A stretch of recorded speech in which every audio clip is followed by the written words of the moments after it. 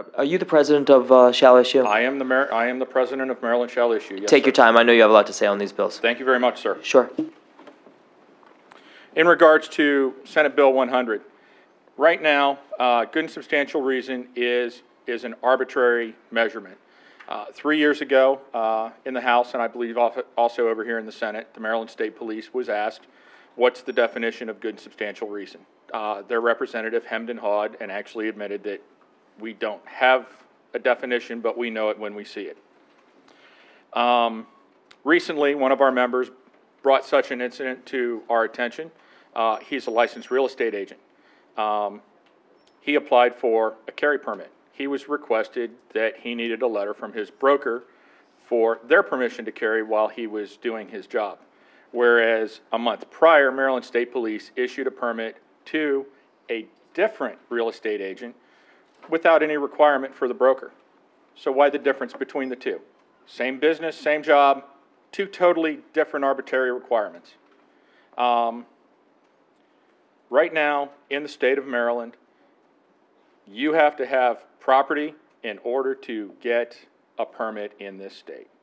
Jewels, tools, money, in some cases, a prescription pad as a doctor. Very rarely, on very rare occasions, do they hand out, and they being Maryland State Police, hand out permits for self-defense or any threats. To Senator Castley's question in regards to apprehended danger,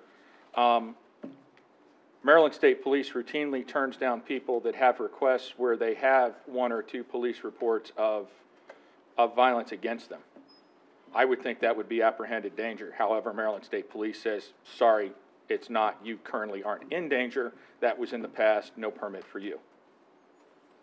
All this does is clear up. It puts a minor definition into this, self-defense, which everybody has a right to.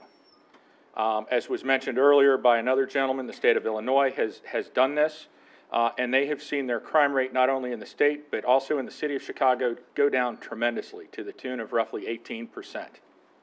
I'm sure we would all like to see that go down statewide. I'm sure that the representatives of the city of Baltimore would like to see that decrease as well. The other issue that a lot of people aren't aware of that goes with this are the restrictions that go on permits. Currently, for those business members that end up with a permit, they are restricted to how they're able to use it. 90% of the permits that I have seen for business owners have had a restriction that states valid only between residents and the business name or while actively involved in a financial business transaction. Great, so a business owner can have their firearm while they're doing a business transaction, but if that business transaction is not at their business, how do they get their firearm there? Is there some magic fairy dust somewhere that magically makes their firearm show up? Because the way that those restrictions are written, ladies and gentlemen, in order for that person to legally carry their firearm to protect them for that restriction makes them a felon if they are pulled over and they aren't doing a financial transaction. So in that regard, Maryland Shall Issue requests a favorable report on SB 100. On SB 326, we support this bill with the amendment that it clarifies that it applies to Title 12 and Title 13 businesses, which are private investigators and the armored car industry. And we're fine with that. That's the bill we passed last year, correct? Correct. Okay.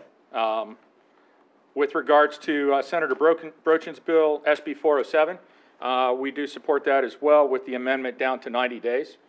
As has been stated, Maryland State Police Licensing Division does take an arbitrary time frame. If you were to call Maryland State Police Licensing Division today and ask them how long it takes, they will state approximately 90 days. And when you ask them, is that business days or is it regular days, on one day they'll tell you it's statutory days, and on another day they'll tell you it's business days.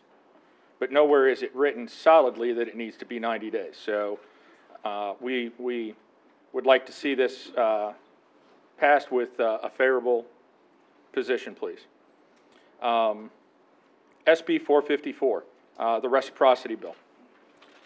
As Senator Norman stated, this is nothing more than making it as simple as getting a driver's license and recognizing a driver's license. With respect to concerns with training requirements and does Maryland's training requirements match up with other states and other states that we want to recognize match up with ours. Currently, there are 17 states in the United States that recognize Maryland's carry permit. They recognize the training requirements because they have it written that if a state's training requirements at least meet theirs, they will recognize that state's permit. There are 17 states currently that recognize Maryland.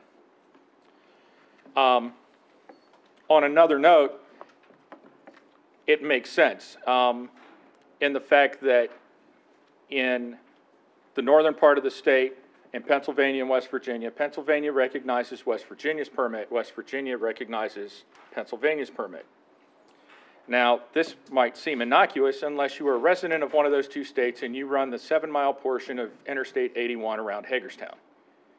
So, you're a Pennsylvania resident, you want to go to West Virginia, you go down I-81, you forget to take your firearm out of your car. You get pulled over in Maryland for speeding, and this happens approximately once every 3 or 4 months. You get pulled over for speeding, you are now arrested for having an unregulated firearm and for carrying a firearm without a permit. You are now a felon, and that Pennsylvania or West Virginia resident now has to pay a very heavy price for a civics lesson in the state of Maryland, which we feel is unnecessary. So for all of the stated above, we would request a favorable report on SB 454.